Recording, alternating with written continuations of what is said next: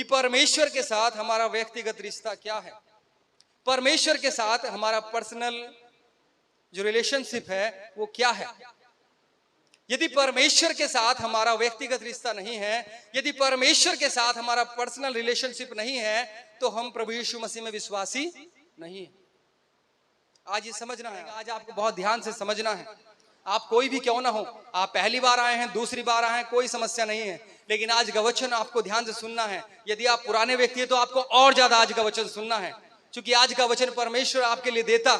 बहुत सारे ऐसे लोग हैं जो मसीह में आते और मसीह में आने के बावजूद भी वो परेशान हैं, वो अशांत हैं। मसीह में आने के बावजूद भी शैतान उनके ऊपर तांडव करता है, शैतान उनके परिवारों में तांडव करता है और वो परेशान है, हताश है, निराश है, निराशा में पहुंच जाते। वो अपने काम में परेशान है, जबकि परमेश्वर ये कहता कि मैं तेरे काम पर आशीष दूंगा। वो अपने जानवरों को लेकर के परेशान है, परमेश्वर कहता मैं तेरे जानवरों पर भी आशीष दूंगा। समझ पा रहे हैं? वो अपने खेत खलियान को लेकर के, अपने बिजनेस, अपने बच्चों को लेकर के परेशान है। बाइबल में परमेश्वर कहता तेरे बालक जलपाई के पौधे से होंगे, वो कभी सूखेंगे नहीं। तेरी मेज के चारों ओर तेरे बालक होंगे और तेरी मेज पर भोजन होगा, ऐसा परमेश्वर कहता। लेकिन उसके बावजूद भी, मसीह में आने के बाद भी ये वचन हमारे जीवनों में पूरे नहीं होता। उसका कारण यह है क्योंकि हमारा परमेश्वर के साथ व्यक्तिगत संबंध नहीं है, हमारा पर्सनल रिश्ता नहीं है परमेश्वर के साथ में। और जब हमारा पर्सनल रिश्ता परमेश्वर के साथ में नहीं होता तब हमारे लिए समस्याएं पैदा होती, क्योंकि परमेश्वर आपको व्यक्तिगत जानना चाहता, परमेश्वर आपसे व्यक्तिगत बात करना चाहता। मैं बहुत सारे बहन भाइयों को देखता हूं, यदि ये बहन नहीं आएगी तो मैं भी चर्च में नहीं आऊंगी। इसे पर्सनल रिलेशनशिप नहीं कहते हैं। आपको किसी ने कुछ कह दिया और आपका रिश्ता परमेश्वर से खत्म हो जाए, आप डाउन हो जाएं, आप पीछे हो जाएं, आपका परमेश्वर से कभी पर्सनल रिलेशनशिप था ही नहीं। अगर आपकी परिस्थिति आज इस तरह की है तो आपका कभी परमेश्वर से पर्सनल रिलेशनशिप नहीं था। या तो आप शौक में, या आप मजे में, या आप यारी दोस्ती में एक दूसरे के साथ में लग करके परमेश्वर के भवन में बैठे हुए थे। परमेश्वर आपसे व्यक्तिगत रिश्ता बनाना चाहता है। मैं रहूं ना रहूं, टीम रहे ना रहे, ये जगह रहे ना रहे, लेकिन परमेश्वर के साथ आपका व्यक्तिगत रिश्ता रहना चाहिए। आमीन। किसी को दिखाने के लिए परमेश्वर के साथ आपका रिश्ता नहीं है, मेरे बोलने मात्र से आपका उपवास परमेश्वर के साथ में नहीं है। आपका व्यक्तिगत संबंध परमेश्वर के साथ होना चाहिए। और आज लोगों का व्यक्तिगत संबंध परमेश्वर के साथ में नहीं है, इसलिए मसीह में आने के बावजूद भी वो दुखी है, परेशान है, समस्या में है। हो सकता है मनुष्य में कमी हो, लेकिन परमेश्वर में कमी नहीं है। इस पृथ्वी पर एक भी व्यक्ति ऐसा नहीं है जो आपको परफेक्ट मिल जाए। कमियां सब में मिल सकती हैं, लेकिन हमारा परमेश्वर सिद्ध परमेश्वर है।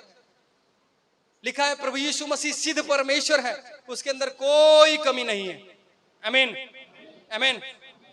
आज आपको समझना कि आप क्या करते हैं। आज परमेश्वर का वचन अपने हृदय में उतार लेना। आज परमेश्वर का वचन आपको सुनना कि परमेश्वर आपसे क्या कहता है। यदि परमेश्वर के साथ आपका व्यक्तिगत रिश्ता अच्छा है, यदि परमेश्वर के साथ आप व्यक्तिगत तौर पे हैं, तो परमेश्वर आपको सुनता है, परमेश्वर व्यक्तिगत तौर पे आपसे बात करना आता है। Hallelujah, hallelujah. पढ़ेंगे याकूब 4:7 से हम पढ़ेंगे। जी पढ़िए कोई व्यक्ति। इसलिए परमेश्वर के अधीन हो जाओ और शैतान का सामना करो, तो वह तुम्हारे पास से भाग निकलेगा। इसलिए परमेश्वर के अधीन हो जाओ और किसका सामना करो? शैतान का सामना करो। अधीन किसके होना है? परमेश्वर के अधीन होना है, तब शैतान का सामना करना है। कई बार हम परमेश्वर के अधीन नहीं होते हैं, हम अपनी परिस्थितियां, अपनी आदतों के गुलाम होते हैं, शैतान के गुलाम होते हैं। वो कहता है परमेश्वर के अधीन हो जाओ और शैतान का सामना करो, तब वो तुम्हारे सामने से भाग निकलेगा। और आगे पढ़िए। परमेश्वर के निकट आओ तो वह भी तुम्हारे निकट आएगा। आमीन। परमेश्वर के निकट आओ तो वो भी तुम्हारे निकट आएगा।